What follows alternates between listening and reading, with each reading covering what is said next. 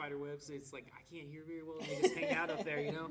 I've been trying to get them out, but they won't come out. That's cute. Yeah. All right. Can you get on? Thank you for joining us. It's really a pleasure to see you this close up. I'm with the Emo Otaku podcast, just based in this area. We talk about anime and music, and obviously it's a pleasure to get to talk to you one-on-one about some anime that you've been in. Thank you. I'm super stoked to be here. We did get to sit in on the panel yesterday. It was really awesome. Thoroughly enjoyed it. Thank you. I truly did really like seeing the dynamic between you and your co-stars as well. It just really goes to show how much in the anime community, like, you guys work together and really just kind of like bring this culture from an outside perspective into us and like making it a norm, right? Because I don't know about you, but I've been a fan of anime since I was 8 years old, right? Wow. Like, I remember going to like Suncoast Video at the mall, Yeah. and like looking for like DVDs of Inuyasha, like trying to convince my white Republican mom to buy them for me. She's like, "What is this wolf demon on here?" And I was like, "No, it's very God fearing. I promise. I swear. I swear. I swear." And it's just kind of seeing it evolve, right? Is so cool to be a part of, especially like because I'm in my early 30s, right? Like I'm like hit the cusp, right? So how do you feel about that? Oh, it's fine. We got the audio recording. No, for sure. And it's also, it adds to the charm. Exactly. It adds to the charm. Yeah. We're real people, and people, things fall down. Exactly. How do I feel about? I'm sorry. How do you feel about the impact that anime has made and like how it's evolved over the years? Do you like? Does it? Yeah, I'm very, very fortunate in that I've been dubbing for anime for over 20 years now, and it's been really interesting to see the performances change, and like as technology got better, like the dubbing got better, and as Pro Tools got better, and when I started dubbing, like we had paper scripts in a booth, and we had televisions that were cubes. I mean, if you can wrap your head around that, not just a flat thing, it was a cube, right? So yeah, it's really evolved technologically, and that has led to better performances and more options and things like that. But also, anime has shifted in a lot of ways as media and art do to reflect the times that we live in now.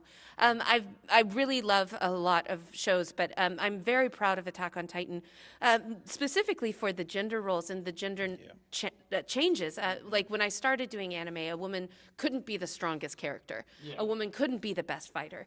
And she frequently was wearing very selective armor, And now Mikasa, getting to voice Mikasa and play Mikasa in the English dub has been so special to me because she is a strong fighter, and she's not just chasing after a boy. Like her devotion is the familial devotion in the beginning, and obviously, like she gets to evolve and she gets to change because people evolve and change.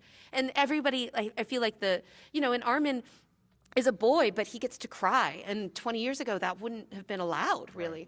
Right. And even, it's not as revolutionary now, but 11 years ago when we started, Hanji wasn't assigned a gender, and that was mind-boggling to people. Right. It was a big deal, and it's like, well, these characters get to be people, and it's really interesting to me that, like, as the medium has changed and as the art form has changed, people have gravitated more and more towards it, and I'm just really honored to be part of it. It's really awesome. You talk about going back. You've been doing this for over 20 years. Ironically, we wanted to ask you, like, how is it looking back on your first role in Desert Punk, and now you've become something so big. You've done so many cool roles along the way. What is it like looking back on something like Desert Punk? So I've been an actor my whole life. I started acting when I was 9 years old, and then I started working professionally when I was 13. And I got into the booth for Desert Punk for a very small role, and I'd never done any voice acting professionally. And I was just like, fake it till you make it, you know what I mean? And being in that space and being able to like start something like that, there's no way I would have known like that this is where my journey would lead me, I'm very, very grateful to have worked with so many amazing directors and producers and writers and engineers and other actors, and get to learn as I went on this journey, and continue to learn as I'm still on the journey. I'm really grateful, and like it's one of those, like, I knew that I wanted to tell stories for like I feel, driven and called to tell stories and be a storyteller, and I always have, and being able to be in that space and do something that I'm so passionate about as a career. Like I would have never thought I could make a living doing it, but I mean, we're all trying our best. Exactly. So, speaking on looking back in your career, right? Like, do you think that there's a pivotal piece of advice that maybe one of your mentors or someone that you really look up to in your, I guess, career choice, right, that you think about regularly? A piece of advice that I think about regularly. I think the most important thing, and the thing that I can point to in my the thing that I harken back to and I try to live by is just kindness. Like, you can be the most talented, amazing actor ever, or you can be like, the best at whatever you're doing in life. But if you're not kind and respectful to other people, then you're it's not really gonna go well for you, Like, I think that being People are people. Exactly. Yeah. I think that being kind is incredibly important. I think that, like, I'm not really into like.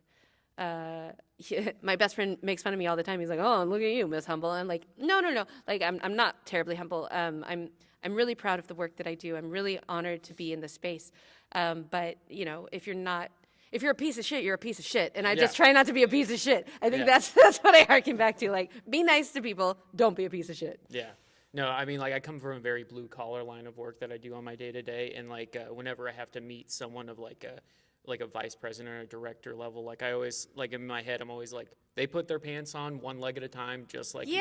Yeah. People are people. People are people, man. Like, I never understood that. Like, Kill them with kindness. Exactly. And like, if they're nice to you, cool. And if they're not, fuck them. Like, I don't. Yeah. I just That's a great mindset to have. Like, I don't need to spend. I frequently try and remind myself, like, spending energy or time or mental capacity on people that are mean is just like a waste of time. Like, just keep it pushing, So that's what I like, I guess. I don't know if that answered the question. No, it answered the question. No, it definitely did. I mean, like, just kind of embodying that kindness to, like, just pay it forward, and just being a good person, right, is very karmatic. In a way, right? Just kind of paying it forward and putting that good energy out to get it back. Yeah. For sure. So I think our last question that I have for you is more of a technical question on prepping for a role. Sure.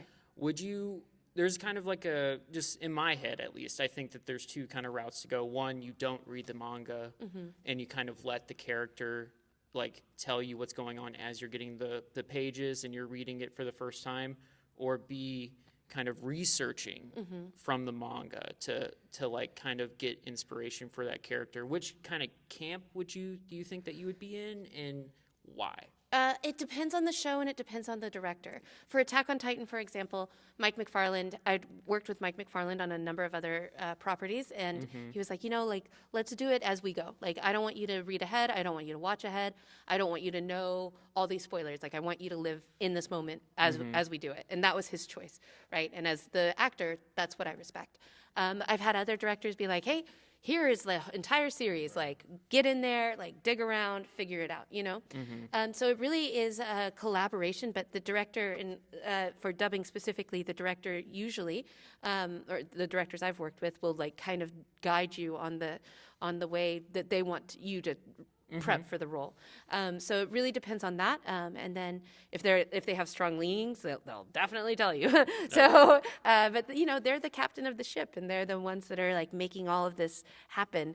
Just kind of got to go with the flow. Exactly. It seems kind of crazy for an anime like Attack on Titan, where almost everything is a plot point. Yeah. And you're but I guess with Mikasa, you pretty much had to live in the moment. Yeah. I'm sure with Bryce, where he kind of just needed to almost know, but I think he said yesterday where he kind of went in blind for some of the stuff. He was given plot points that he just needed to know. Yeah. But it's kind of crazy looking back when, we get to the end and you're like, everything has been a plot point. Right. And we've been living in the moment and we weren't supposed to know. Yeah. Like, that's crazy that something that big you would just be blind for. It But I was guess it makes sense. really special. It's very rare that that happens, but it was a really special moment or a really special time and really special project.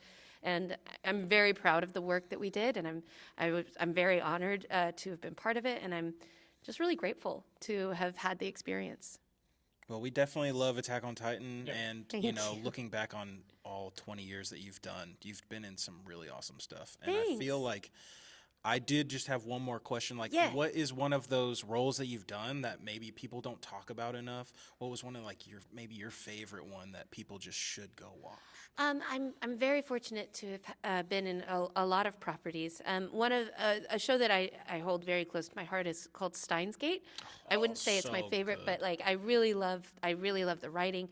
Patrick Seitz and J. Michael Tatum wrote that first season, and Tatum is in the show obviously, and their writing and his performance I think is just fantastic, and what he brings to the table for that show is just remarkable. So I always recommend Steins Gate. Personally, I like it. I mean, I can't watch it because it triggers all kinds of trauma. But like, but other people should watch it. If you want to be sad, like go watch Steins Gate. I feel like really it's one of sad. those shows you just got to watch multiple times to catch Yeah. new Yeah, it's stuff. just a show about a microwave. That's all it is. It's just like, it's just a really nice microwave. Yeah, lighthearted, family friendly. Go in. Nothing too deep, Nothing. very surface level. Oh, you're so cute. Well, thank you so much. This Thank was so you. fun. I had such a great I really time. appreciate your time. Oh, y'all have a great day and enjoy the rest of your fun. Oh, we're gonna have a blast. Oh, yeah. Thank you so much. Okay. Thank you. Thank you.